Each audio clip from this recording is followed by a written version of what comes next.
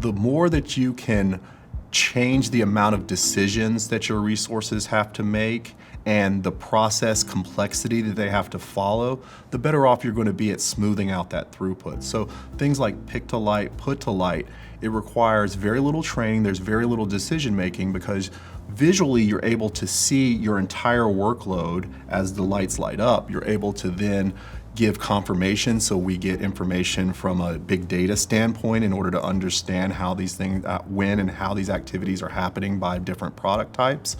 But what it does is it allows us to have someone become very performant quickly without having the risk of errors, because errors can be very costly. When you have a lot more people and an individual gets the wrong thing at the end, number one, you might lose that customer for life because of the options that they have. And number two, it costs about $50 to reprocess errors. So the more that we can avoid that, the more it adds to the bottom line. By being able to reduce the decision points that your individuals have, it allows us to make sure that the process runs more smoothly and that we can get maybe inexperienced individuals to that area or to the company.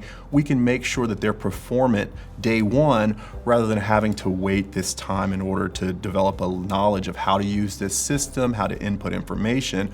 We're just really asking them to follow lights. Customers have an expectation of a 2-day shipping, right? That's really what everyone expects.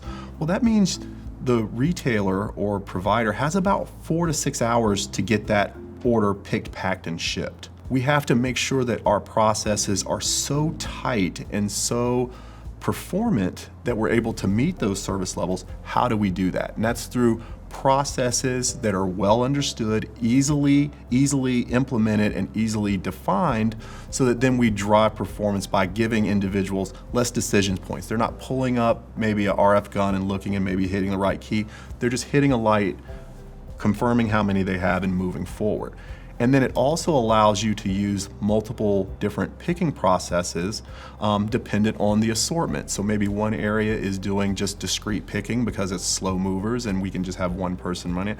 But maybe we have a fast mover where we have multiple people overlapping through different colored lights and doing batch picking or cluster picking that then gets consolidated down into orders. So what I can do is take a small group of individuals and have a large impact on throughput for my e-commerce fulfillment process.